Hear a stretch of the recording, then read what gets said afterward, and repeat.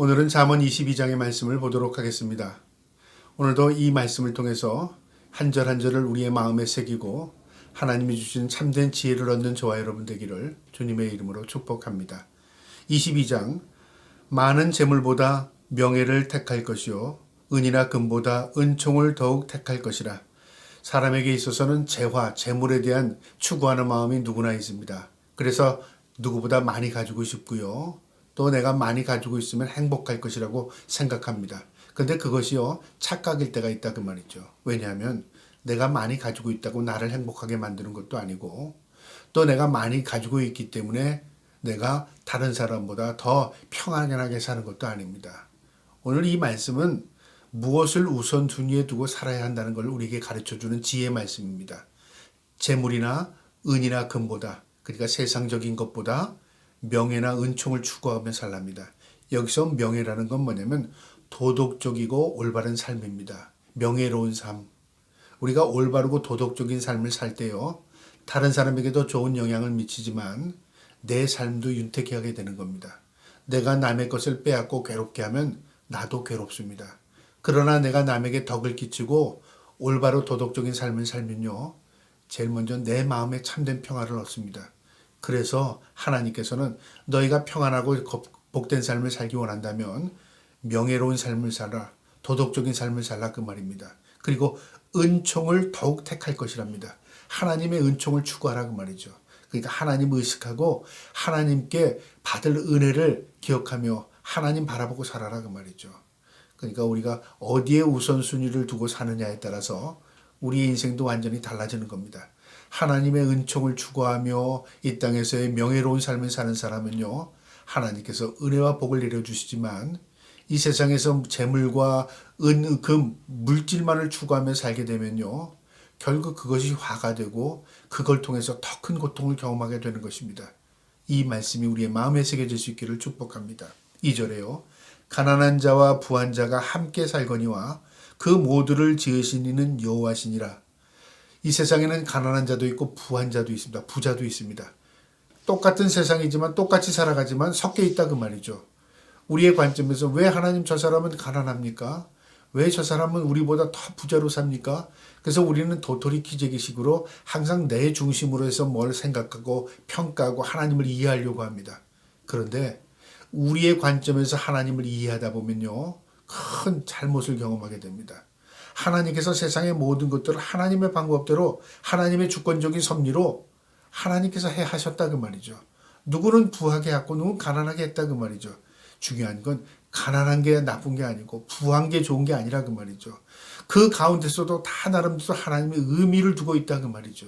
그러니까 우리는요, 사람과 사람을 비교하면서 이게 뭡니까? 그렇게 살 게 아니라 하나님께서 나에게 주신 환경을 통해서 내가 최선을 통해 하나님께 영광을 돌리는 삶을 살 때 하나님 그걸 통해서 영광을 받으시는 겁니다. 하나님 왜 저 사람은 부자였습니까? 왜 저 사람은 나보다 가난했습니까?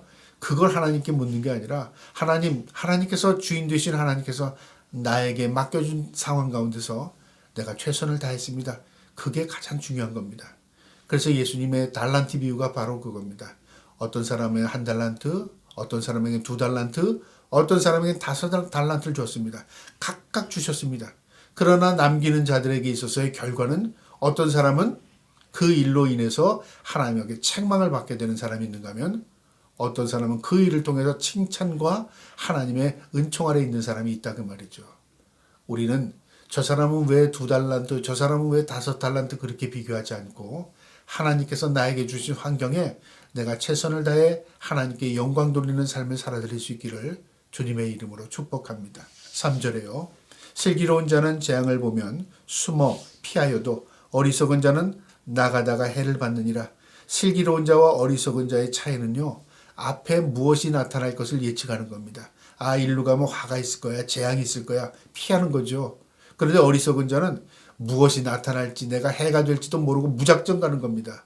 그 어리석은 자죠. 우리 인생이 나그네와 같은 인생이고요. 인생이 경주와 같습니다.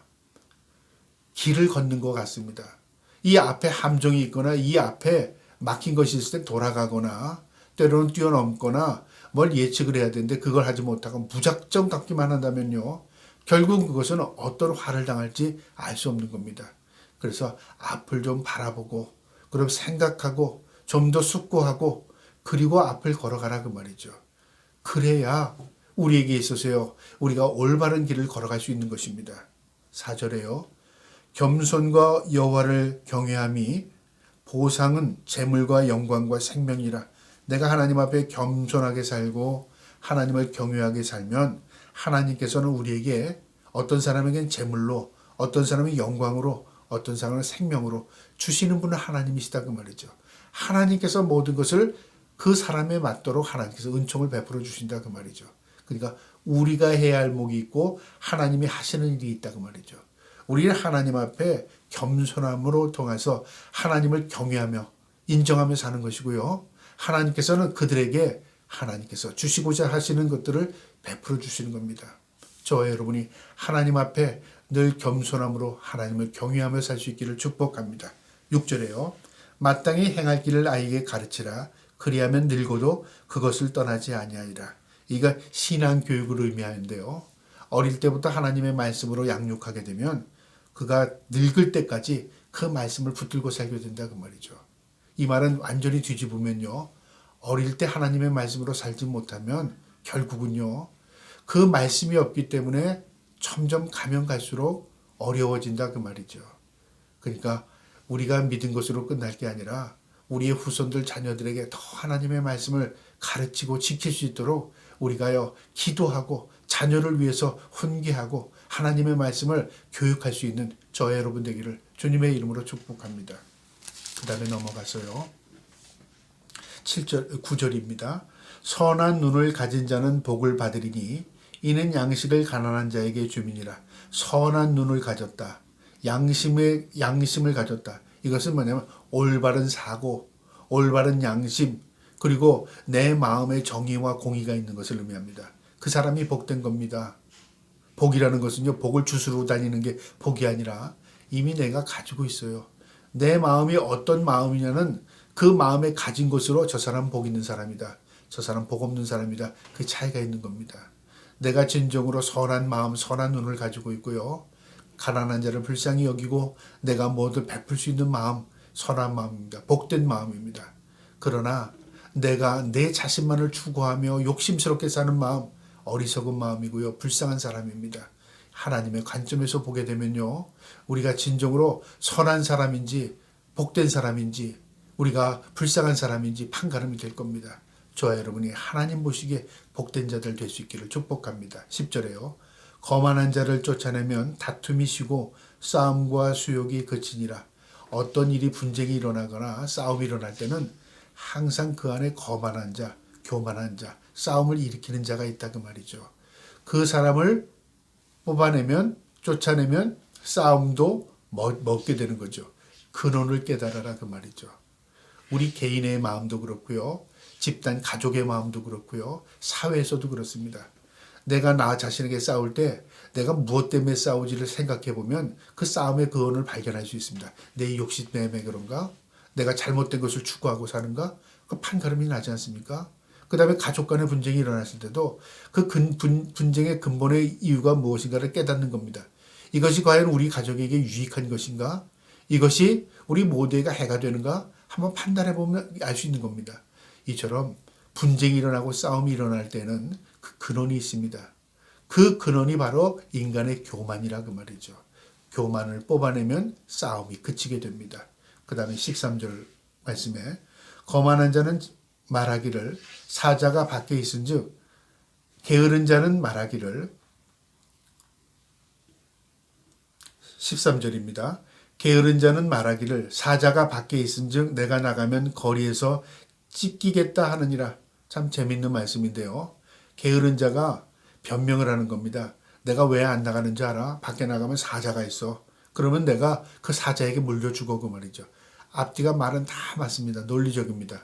근데 중요한 것은요. 그가 지금 논리를 세우는 것, 무엇 때문에 논리를 세우는가? 거기에 초점을 맞춰야 됩니다. 이미 그는요. 나가기가 싫은 마음이 있습니다. 근데 그것을 논리적으로 지금 설명을 하는 거죠. 근데 그 논리가 중요한 게 아니라 그 사람 가운데 있는 마음이 중요한 겁니다. 이 사람이 게으른 자라 그 말이죠. 우리는 사람들 앞에서 이랬기 때문에 그래 저랬기 때문에 말하잖아요. 근데 사람의 마음에 감동을 주지 않는 이유는 뭐냐면 그 사람의 논리가 안 맞아서 감동이 되지 않는 게 아닙니다. 그 사람의 그 마음속에 무슨 마음을 가지고 있느냐, 내가 그 마음을 알게 될 때 그 사람을 신뢰하지 못하게 되는 것입니다. 이 게으른 자의 특징은요, 바로 이 자기 핑계를 늘어놓는 거예요. 밖에 나간 즉 사자가 길거리에 있기 때문에 내가 죽게 된다. 그러나 그것은요, 누구도 믿지 않는다 그 말이죠. 14절에요. 음녀의 입은 깊은 함정이라 여호와의 노를 당하는 자는 거기에 빠지느니라. 음녀의 입, 외부적인 적입니다. 게으름은 내부적인 적이라면 이 위욕하는 것, 세상에 현혹되는 것, 이거 다 외부적인 적입니다. 함정이랍니다. 거기에 빠지는 자는 바로 하나님의 노를 입는 자라 그 말이죠. 그러니까 우리가 우리의 인생 길이라도 앞에 어떤 일이 일어날지는 우리가 알지 못하잖아요. 그래서 성경 말씀은 우리의 목자가 우리의 삶을 이끌어 가신답니다. 그러면 양은 어떻게 가야 안전한 길을 갔냐면요. 목자의 음성을 듣고 목자를 따르는 것입니다. 뒤를 쫄쫄 따라가면 되는 겁니다. 그게 안전한 길입니다. 저와 여러분이 믿음으로 주님의 말씀을 따라 살기를 축복합니다. 15절에요. 아이의 마음에는 미련한 것이 얽혔으나 징계하는 채찍이 이를 멀리 쫓아내느니라. 이것도 아이에 대한 교육인데요. 무엇이냐면 아이는 죄를 잘 몰라요.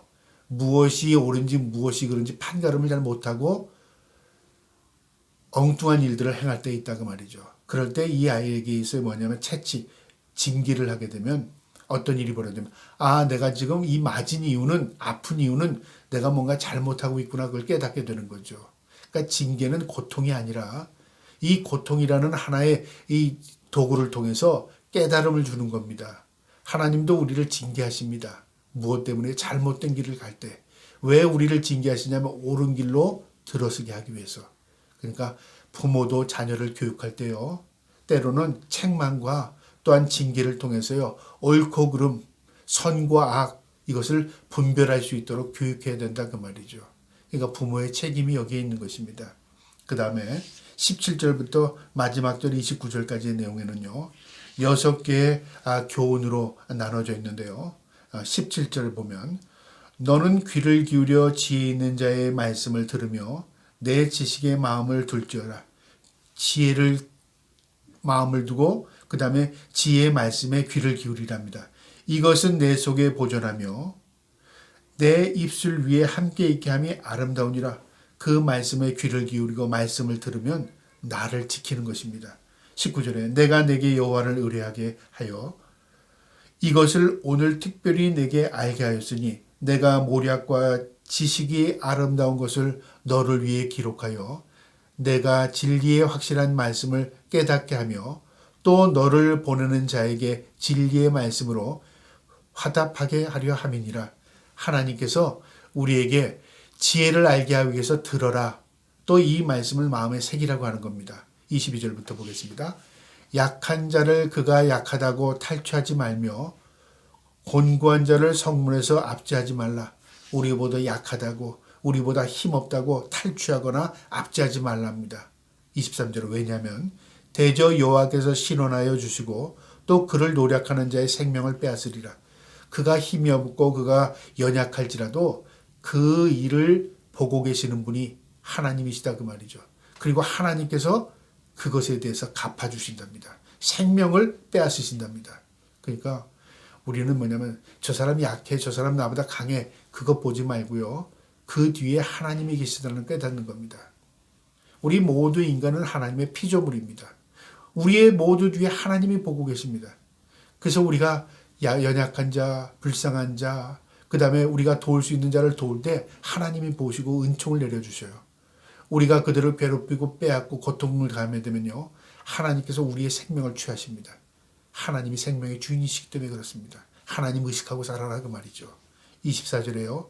노를 품는 자와 사귀지 말며 울분한 자와 동행하지 말지니 분노하는 자, 노를 품는 자, 울분을 토하는 자, 감정적으로 사는 사람들 말이죠. 그들과 동행하지 말랍니다. 사귀지 말랍니다. 함께하지 말랍니다. 25절에 왜냐하면 그의 행위를 본받아 내 영혼을 올매에 빠뜨릴까 두려워함이라. 네가 닮을까 봐 두렵다 그 말이죠. 그러니까 감정적으로 살고 폭발하는 삶을 살고요. 그 다음에 본능적으로 사는 사람이면 그 이후에 친구들도 그걸 본받고 그렇게 살아도 되나 보다 그러고 그렇게 산다 그 말이죠. 친구의 중요성입니다. 내 주위에 어떤 사람이 있느냐에 따라서 내게 영향을 미치기도 하고요. 내가 어떤 사고를 가지고 있느냐에 따라서 내 주위에 어떤 사람이 영향을 받는다도 인식하고 살아야 하는 것입니다. 우리는 서로 영향을 주고 영향을 받는 자이다 그 말이죠. 그래서 사귀지 말라, 동행하지 말라, 함께하지 않은 말라 그 말입니다. 이것은 사람을 멸시하고 구별하는 의미가 아니라 이처럼 본능적으로 사는 사람과는 함께하지 않는 것이 내게 유익이다 그 말이죠. 26절에요. 너는 사람과 더불어 손을 잡지 말며 남의 빚에 보증을 서지 말라. 손을 잡지 말라 그 말은 뭐냐면 서로가 있죠. 동맹이죠. 그러니까 그래 네가 해주면 네가 어려우면 내가 돕고 내가 어려우면 너가 돕고 좋은 것 같지만요. 우리가 서로 사람을 신뢰하지 못한다 그 말이죠. 남의 빚을 보증 서지 말랍니다. 내가 다 책임져 줄게. 내가 실수하면 내가 다 갚아줄게. 이건 결국 뭐냐면 사람을 신뢰함을 통해서 사람에게 오히려 실망을 겪게 되는 거다 그 말이죠. 사람은 믿을 신뢰의 대상이 아니라요. 사랑의 대상인 것입니다. 우리의 신뢰의 대상, 믿음의 대상은 오직 하나님입니다. 27절에요. 만일 갚을 것이 내게 없으면 내 누운 침상도 빼앗길 것이라. 내가 어찌 그러하겠느냐. 네가 만약에 그를 신뢰하고 믿었다면 만약에 일이 잘못되게 되면 네 가지고 있는 모든 것이 다 빼앗기게 된다. 침상도 빼앗긴다 그 말이죠. 누울 자리도 없게 된다 그 말이죠. 네가 오히려 고통당하게 된다 그 말이죠. 그러니까 사람을 너무 신뢰하지 말라 그 말이죠. 그 신뢰가 오히려 너를 무너뜨리게 된다 그 말입니다. 그러니까 이 말을 다른 말로 말하면 오직 하나님만을 신뢰하고 살아라 그 말입니다. 그 다음에 마지막 28절 29절입니다. 내 선조가 세운 옛 지계석을 옮기지 말지니라. 이 지계석이라는 거면 땅 표지입니다. 그러니까 여기는 누구 땅, 저긴 누구 땅, 그래 땅 표시가 있잖아요. 이게 고대 지계석이라는 게 있었습니다. 땅을 표시하는 그 돌이었는데요. 그걸 옮긴다는 건 뭐냐면 내 땅을 더 넓히기 위해서 뽑아서 다른 땅에다가 갖다 꽂아서 여기까지가 우리 땅이야. 이건 뭐냐면 사기죠, 사기. 그런 일 하지 말라 그 말이죠. 마지막 29절에 내가 자기의 일에 능숙한 사람을 보았느냐 이러한 사람은 왕 앞에 설 것이요 천한 자 앞에서 서지 아니하리라. 마지막 무슨 말을 하시냐면 자기 일에 능숙한 사람을 보았느냐. 전문 지식을 가지고 있고 전문적인 기술을 가지고 있는 사람이죠. 이런 사람은 왕 앞에 설 것이랍니다. 높은 사람에게 눈에 들 것이다 그 말이죠. 그러니까 자기의 일에 프로가 되면요. 결국은 그 집권자가 그것을 알아보게 된다 그 말이죠. 높은 사람이 그것을 알아보게 된다 그 말이죠. 그러니까 내가 높아지려고 하지 않아도 내 일의 전문성을 가지고 일하게 되면 결국 사람들이 알아보게 된다 그 말이죠. 그리고 사람에게 인정을 받게 된다 그 말이죠. 그러니까 우리는 남을 의식하고 다른 사람이 나를 어떻게 생각하나 거기에 초점을 맞추지 말고요. 내가 내 일에 충성을 하고 최선을 다하다 보면 결국 다른 사람에게 인정받는 사람이 된다 그 말이다. 저와 여러분이요. 사람에게 인정받으려고 살지 않고 오직 우리에게 맡겨준 일을 충성스럽게 최선을 다하고 살 때에 하나님의 은혜와 은총이 우리에게 있음을 기억하시면서 늘 겸손한 마음으로 우리의 삶에 최선을 다할 수 있기를 주님의 이름으로 축복합니다. 아멘.